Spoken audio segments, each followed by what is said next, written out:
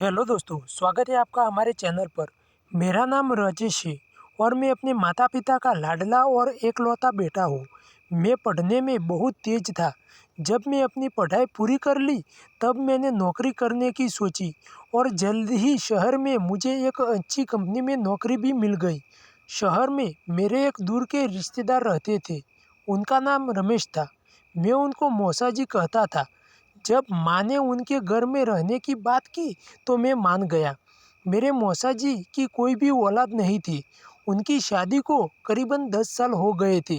मेरी मौसी जो बहुत ही खूबसूरत थी, मेरी एक अच्छी नौकरी मिल गई थी जिससे मेरी माँ की खुशी का कोई ठिकाना ही नहीं रहा था। मौसा जी एक प्राइवेट नौकरी करते थे। सुबह नहा धोकर घर से निकलते और शाम को लौटते थे। जब मेरी नौकरी लगी तो वह भी खुशी से भर उठे थे। बेटे को तुम्हारे पास भेज रही हूँ, कमरा दिला देना, ऐसी मेरी माँ ने अपने उनसे गुजारिश की थी। वह बोले, कमरे की क्या ज़रूरत है दीदी, मेरे घर में 2 कमरे अवेलेबल है, वह यही रहेगा। माँ बोली, ठीक है, इसी बहाने घर का बना खाना खा लेगा और तुम्हारी निगाहों में भी रहेगा। मैं अपना ज़रूरत की सारी चीज़ों को लेकर शाम तक मौसा जी के घर पहुंच गया। उन्होंने कहा, यहाँ से बस और टैक्सी की सारी सुविधाएं उपलब्ध है। मुश्किल से 10 मिनट का रास्ता है।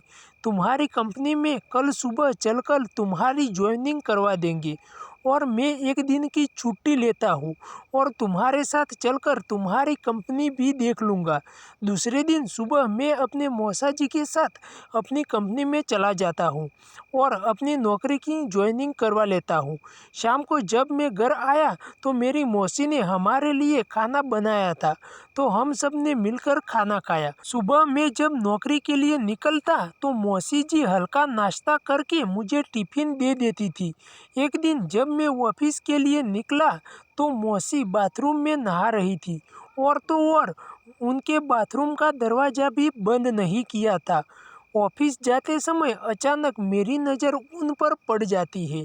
मौसी को देखते ही मेरे शरीर में अजब सी हलचल मचनी शुरू हो जाती है।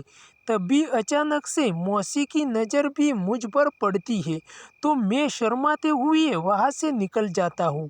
अगले दिन रविवार होता है और मैं ऑफिस में छुट्टी थी, पर मेरे मौसा जी रोज की तरह काम पर गए हुए थे।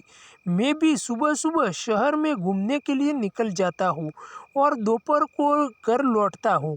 मौसी खाना बना चुकी थी और मेरे आने का इंतज़ार कर रही थी।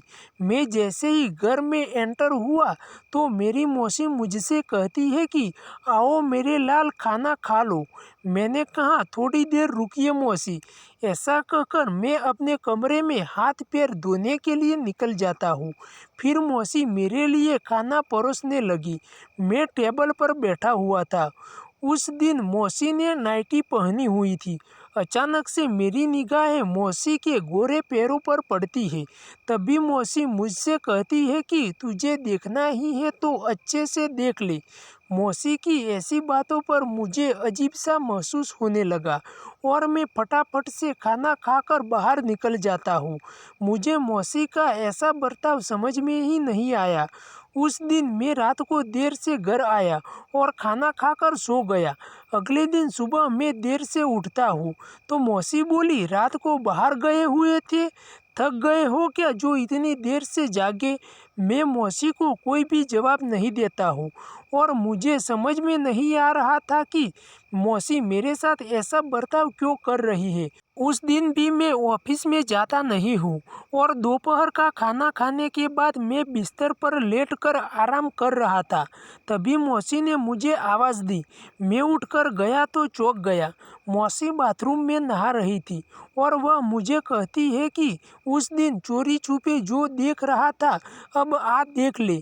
मैं कुछ भी जवाब नहीं देता हूँ और अपने कमरे में चला जाता हूँ। मौसी भी ऐसी ही हालत में मेरे पीछे पीछे कमरे में चली आती है और मुझे टच करती है। मौसी के स्पर्श से मैं तैयार हो जाता हूँ और फिर मौसी के साथ क्रिकेट खेलना शुरू कर देता हूँ। जैसे ही मैं छक्का लगाता था तो मौसी जोर जोर से चिल्लाना शुरू कर देती थी। यह मैच शाम तक चलती है और मैं पूरी तरह से थक जाता हूँ।